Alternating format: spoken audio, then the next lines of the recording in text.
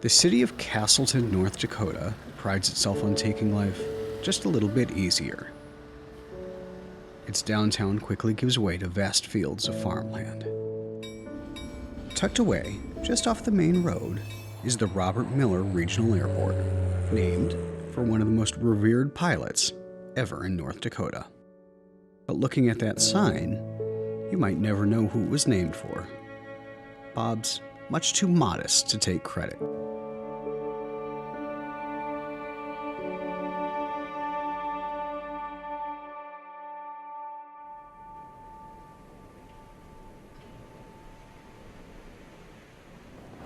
Robert Miller didn't need to grow up to figure out exactly what he wanted to do with his life. I was drawing pictures of airplanes as a small child. Went for my first airplane ride at 6. I got to steer the airplane a little bit that day.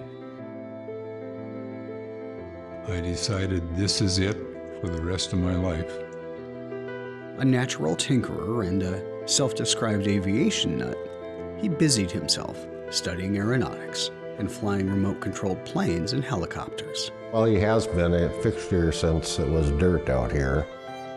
It's in his blood. My dad thought I should be a school teacher. My mother thought I should be whatever I wanted to be. Bob Miller was born to fly. Those wings quickly took Bob to college at North Dakota State University, and then in 1963, into the Air Force. I flew over 1,000 combat sorties during my time in the Air Force. We occasionally got bullet holes in the airplane, but I never got any in me. But after his military service, Bob knew where he was needed most, at home. I had 2 young sons.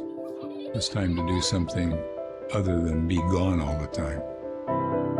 And for the next 3 decades, that's exactly what Bob would do. Came back to Castleton and commuted to a job at Northwest Airlines down in Minneapolis.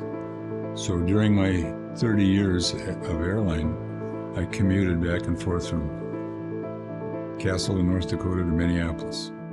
In just 45 years, he would log over 40,000 hours in the air. But even that wasn't quite enough to keep Bob Miller grounded. He kept setting his sights just a little bit higher than everyone else. He's probably contributed more to North Dakota Aviation than anybody else that I personally know. That includes chairing the North Dakota Aeronautics Commission for more than a decade and becoming a founding member of the Fargo Air Museum. Each plane represents, a different story. If you look into the history, you look up the tail number of the airplane or maybe the nose art, on the front, you can really learn about, okay, this guy who flew this airplane. Many of those models on display, those are Bob's. He's always a guy who's looking out for other people. He's always looking to see how can he help someone in aviation. Bob is also the chair of the Castleton Regional Airport Authority. They still host meetings on the first Wednesday of every month. There are no two Bobs. He persists in applying himself 100%. He was the instrumental portion in getting the airport built, placed, great promoter of aviation. Just a few decades earlier, the airport was a small patch of grass runway. The mayor, though, had bigger plans for the space, and he knew exactly who to turn to. I became the chairman of the Aeronautics Commission about that same time, and so pulling all these levers, we started this airport. Yeah, I don't think he sleeps much.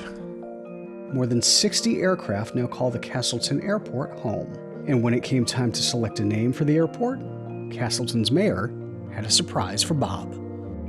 I thought it would be an excellent idea to name it after the guy that was responsible for making it. I was at another city council meeting, and he gets a piece of paper up and he starts reading a proclamation that he's changing the name of the airport to the Robert Miller Regional Airport. And I said, Mr. Mayor, don't you realize you have to be dead before you get an airport named after you? Bob's not a boastful guy. He doesn't toot his own horn, so somebody has to do it for him. And inside one of those hangars, you can find another of Bob's passions, This is a plain old Cessna 172. I didn't build any part of that. He's built a small fleet of planes by hand. If I want to go fast and sitting in a tight cockpit, this is it. If I want to see the world upside down, there's a pit special over there. I enjoy pulling a few G's now and again. Each plane Bob built attracts curious pilots. I've had 2 instances where pilots from the World War II German Air Force have come here to look at this because they've seen it in magazines. And one of those guys came along and went like this because he expected to see exhaust stains on his finger. This one, Bob's using this to train the next generation of pilots. To date, he's flown more than 730 Young Eagle flights. To control an airline doesn't require a lot of this, it requires a lot of this.